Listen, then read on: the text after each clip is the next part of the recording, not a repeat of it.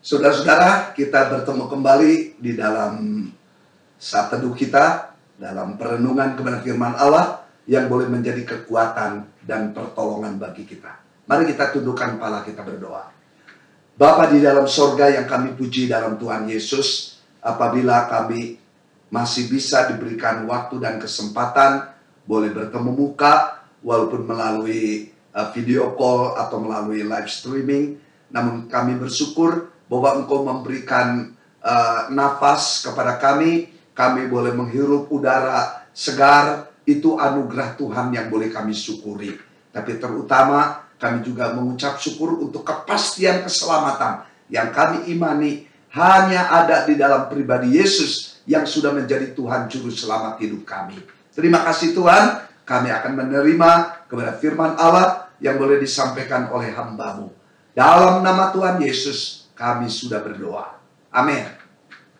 Saudara-saudara, firman Tuhan dalam renungan hari ini terambil dari Mazmur 34 ayat 7 dan 8. Mazmur 34 ayat 7 dan 8. Orang yang tertindas ini berseru dan Tuhan mendengar. Ia menyelamatkan dia dari segala kesesakannya.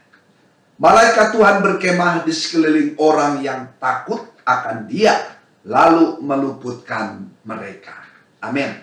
Saudara-saudara, kasih Tuhan Yesus, iman percaya kita ini selalu diuji oleh waktu, oleh realita.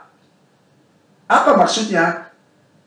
Saat kita banjir dengan berkat Allah, sesuai dengan doa yang kita naikkan kepada Tuhan, dan kita naik terus di dalam posisi dan dapat bonus, karena memang ada firman Tuhan bahwa bagi umat Tuhan, anak-anak Tuhan, akan diperbuatnya akan selalu berhasil.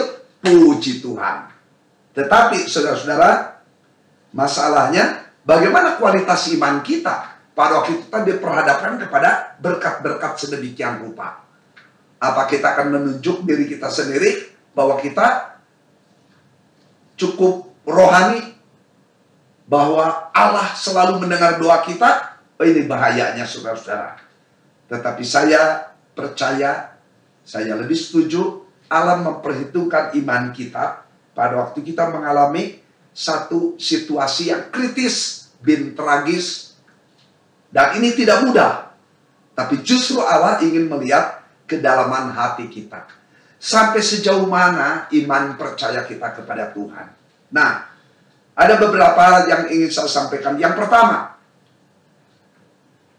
Allah mengizinkan, ya, berdasarkan kebenaran firman Allah tertulis seutuhnya Alkitab yang kita imani ini. Yaitu ada 3 hal dalam hidup kita ini. Hal apa itu? Yang pertama, sejak awal Allah setuju sesuai dengan rencana Allah. Ya, jadi poin yang pertama, sesuai dengan rencana Allah atau kehendak Allah. Yang kedua, ini bertentangan dengan yang pertama. Sejak awal Allah tidak menghendaki. Sejak awal Allah tidak merencanakan hal itu. Nah, kemudian yang ketiga, mungkin katakan ini kompromi antara 1 dan 2. Yang ketiga adalah Allah bisa mengizinkan atau bisa dipakai oleh Allah situasi tertentu. Nah, yang menurut saudara, realita yang mana dalam situasi sekarang ini? Ya mungkin saya kembalikan kepada saudara mempunyai pandangan atau sudut pandang satu kepada yang berbeda. Ya, namun satu perkara, yakinlah bahwa Allah tidak pernah tinggalkan kita barang sekejap pun. Kalau Dia pernah mengutus para murid, pergilah ke seluruh dunia, beritakanlah firman Tuhan.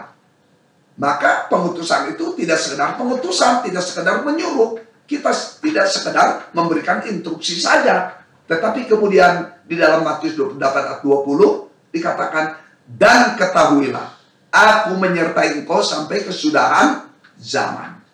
Jadi pengutusan Allah disertai dengan janji penyertaan Allah. Bapak, Ibu, Saudara, dan saya kan beriman. Kita percaya kepada Tuhan Yesus, maka kita adalah umat Allah. Kita anak-anak Allah. Nah, kalau saudara dan saya beriman kepada Tuhan Yesus, maka indah sekali saudara masuk ke bagian yang kedua, yaitu request. Apa ini request? Yaitu permohonan, doa syafaat kita kepada Tuhan. Dalam Yohanes 15 ayat 7, coba kita buka. Jikalau kamu tinggal di dalam aku, dan firman-Ku tinggal di dalam kamu, mintalah apa saja yang kamu kehendaki, dan kamu akan menerimanya. Saudara-saudara, ayat ini jelas bagi kita semua, bahwa kita diberikan privilege. Apa itu privilege? Hak istimewa sebagai umat Allah. Puji Tuhan. Ya, jadi bagi orang beriman, jangan takut dalam menghadapi atau mengalami apapun. Mengapa? Karena Tuhan katakan diberikan waktu, kesempatan untuk kita minta kepada Tuhan. Di dalam ayat yang kita dasari tadi, Mazmur 34 ayat 7, apa dikatakan di sana tadi? Yaitu orang yang tertindas ini berseru. Nah, saudara merasa tertindas nih bahwa hidup ini nggak enak. Tentunya bisa merasakan.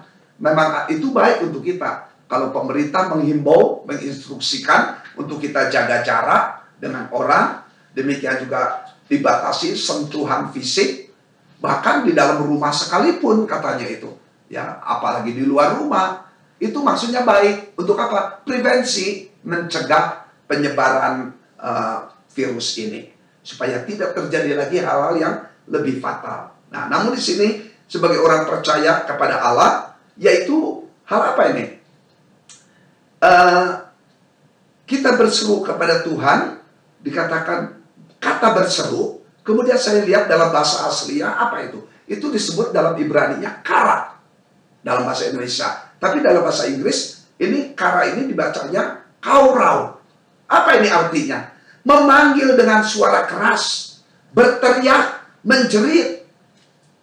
Ini kata berseru. Jadi begitu luas saudara-saudara. Nah, mengapa dikatakan berseru? Bukan artinya bahwa Allah begitu sibuk dengan urusan lain, atau Allah tidak mau dengar. Ini janji yang Allah berikan kepada kita. Yaitu kalau kita menghadapi situasi yang tidak enak, kita tertekan, berseru kepada Allah di dalam pribadi Yesus Kristus. Maka Allah akan mendengar. Allah siap memberikan kesempatan. Allah merendahkan dirinya, mau mendengar apa yang menjadi kerinduan, apa yang menjadi permohonan kita kepada Dia. Saudara-saudara, oleh karena itu dalam pertemuan live streaming dengan saudara seiman, saya mengucap syukur ada yang bertugas untuk menaikkan doa syafaat, satu request kepada Tuhan, tapi ada juga yang boleh sampaikan firman Tuhan sebagai perenungan firman Allah, memberikan kekuatan bagi kita. Kita berteriak, kita menjerit. Karena apa? Allah memberikan hak istimewa kepada kita. Nah, saudara-saudara, oleh karena itu, mari kontak dengan Allah. Allah kita yang invisible, artinya Allah yang tidak terlihat oleh mata jasmani kita. Tetapi Dia ada, Dia hadir. Dalam Matius 18 ayat yang ke-20 dikatakan, di mana 3 orang berkumpul di dalam namaku, di situ aku ada. Di situ aku hadir. Oleh karena itu, tiap keluarga sekarang ngariung di rumah berkumpul bersama-sama, naikkan doa, ada pujian, ada firman Tuhan, di sana Allah hadir. Jadi bukan artinya Allah banyak, ada di mana-mana, bukan. Kehadiran Allah memberikan kekuatan, memberikan penghiburan bagi kita sekalian. Ya, yang berikut yaitu janji Allah. Janji yang mana nih? Kembali ke nats yang mendasari apa yang saya bagikan. Malaikat Tuhan berkemah sekeliling orang yang takut akan Dia, lalu meluputkan mereka. Saudara, janji Allah kepada kita ini, yaitu Allah siap mendengarkan doa kita. Ia tidak menolak, tapi siap menjawab dan siap menolong. Yang berikut, bahwa Allah berjanji menyelamatkan. Apa ini artinya? Di dalam situasi kondisi pemazmur yang alami, ia akan membebaskan orang yang percaya, yang beriman kepada Tuhan. Ia akan menolong dari kesesakan. Apa ini kesesakan? Artinya kritis, situasi yang genting, situasi yang mencekam. Demikian juga janji Allah kepada orang percaya. Allah akan mengutus para malaikatnya untuk melindungi, atau siapa tahu mungkin memanggil pulang hambanya ke rumah Bapa di sorga. Tapi bagi umat Allah, jangan takut kalau memang itu saatnya tiba. Bahwa kita sudah punya tempat yang pasti, bukan mudah-mudahan. Tapi kalau kita mohon Tuhan, berikan lagi waktu kesempatan untuk kami boleh berkiprah. Untuk kami boleh meningkatkan kehadiran dalam ibadah. Meningkatkan pelayanan kami di gereja di mana kami menjadi anggota. Puji Tuhan. Jadi kalau sudah tiba waktunya, biarpun kita lari, dilindungi oleh bajak yang tebal sekalipun untuk bersembunyi, kalau sudah datang tiba saatnya Allah panggil, pulang ke rumah Bapa di sorga. Bertemu dengan kekasih-kekasih jiwa kita. Tetapi apabila Tuhan masih izinkan kita berkiprah dalam dunia ini, jangan takut saudara-saudara dengan situasi apapun, realita yang terjadi. Karena kalau belum waktunya, Allah masih memberikan waktu kesempatan kita hidup. Allah masih memberikan rezeki, Allah masih memberikan berkat untuk saudara dan saya boleh alami. Nah, kesimpulan dari firman Tuhan, jangan takut, jangan khawatir, jangan was-was dengan situasi kondisi sulit ini atau SKS. Tetapi takutlah apabila iman kita luntur di hadapan Tuhan. Nah, kalau kita takut, kita khawatir, kita putus asa, demikian juga sifat yang lain manusia lama. Kita kesal, kita benci, kita dendam. Ini akan melemahkan daya tahan fisik kita ini. Jantung akhirnya berdebar tidak normal. Demikian juga organ-organ tubuh kita tidak standar lagi. Tetapi ada penurunan-penurunan. Tidak. Mari kita tenang, penuh penyerahan kepada Tuhan, memegang janji Tuhan. Ya, bangkit, yakin, percaya, maka itu akan membangkitkan rasa optimis, ada sukacita. Mengapa? Karena sikon ini tidak akan terus begitu. Allah kita Maha Kuasa, pasti Tuhan akan ubahkan sehingga kita bisa berkiprah lagi di dalam pekerjaan, dalam usaha dagang, dalam sekolah, dalam kuliah, dalam segala kesibukan rumah tangga dan pekerjaan kita masing-masing. Saudara-saudara, firman Tuhan memberikan kekuatan, memberikan pertolongan dan rasa optimis dalam hidup kita ini. Tuhan memberkati saudara sekalian. Amin. Sebelum saya tutup dalam doa, ada satu pujian. Apa itu pujiannya? Sebab Dia hidup, ada hari esok. Sebab Dia hidup, ku tak gentar. Karena ku tahu Dia pegang hari esok. Hidup jadi berarti sebab Dia hidup. Saudara percaya, saudara yakin Dia hidup? Puji Tuhan. Ya, mari kita tundukkan kepala, kita akan berdoa. Bapa di dalam surga, terima kasih untuk waktu dan kesempatan kembali Kau anugerahkan. Kami boleh diberikan perlindungan, kekuatan, bahkan janji Tuhan bahwa kami diberikan kesempatan untuk kami berseru kepada Tuhan dalam kesesakan kami. Demikian juga janji Tuhan bahwa Ia mengutus para malaikat berkemah sekeliling orang yang takut akan Allah.